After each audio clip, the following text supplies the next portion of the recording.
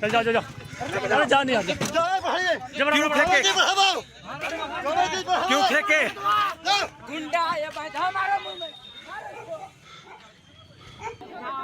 यहाँ पे मौजूद तमाम छात्रों को फूल जोहर, बहुत बहुत क्रांतिकारी इस्तकबाल।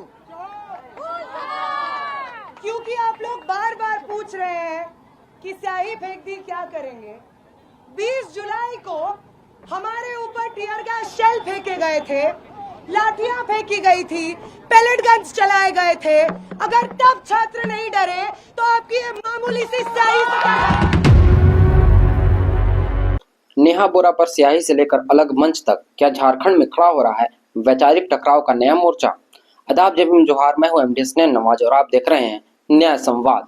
झारखंड के छात्र आंदोलन में पिछले दिनों जो घटनाएं सामने आई, उन्हें अगर एक एक करके देखा जाए तो कई गंभीर राजनीतिक सवाल खड़े होते हैं।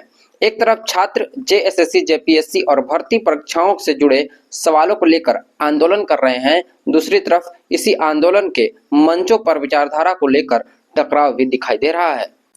दावा है कि जिस मंच के सामने भैरव सिंह, जिन्हें हिंदुत्ववादी राजनीति से जुड़े नेता के रूप में देखा जाता है, लगातार भोजन वितरण और व्यवस्था की निगरानी करते दिखाई दिए, उसी मंच से नेहा बोरा को उनके संबोधन के दौरान रोक कर वहां से जाने के लिए कहा गया। इसके बाद वहां से ईंट बजा देंगे और हिम्मत को हथियार बनाओ जैसे आक्रामक नारे लगाए जाने की बात सामने आई।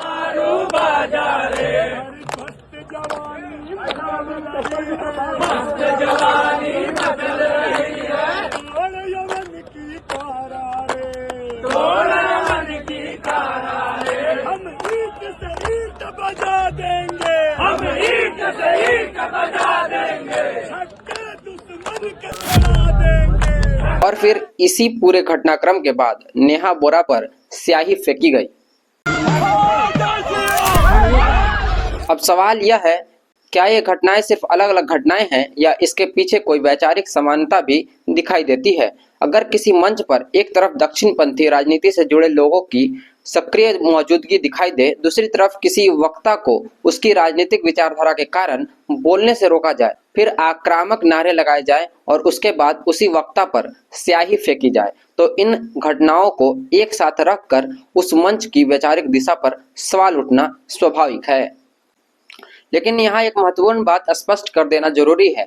सिर्फ इन घटनाओं के आधार पर यह तथ्यात्मक रूप से घोषित नहीं किया जा सकता कि वह मंच आरएसएस का मंच था। इसके लिए आरएसएस के प्रत्यक्ष संगठनात्मक संबंध, आधिकारिक समर्थन या ठोस प्रमाण सामने आना जरूरी है।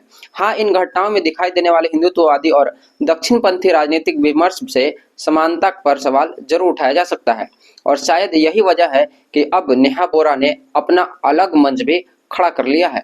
अब सवाल यह है, क्या छात्र आंदोलन की लड़ाई सिर्फ जेएसएससी, जेपीएससी की मांगों तक सीमित रहेगी या यह लड़ाई धीरे धीरे अलग राजनीतिक और वैचारिक धाराओं के बीच संघर्ष में बदल रही है।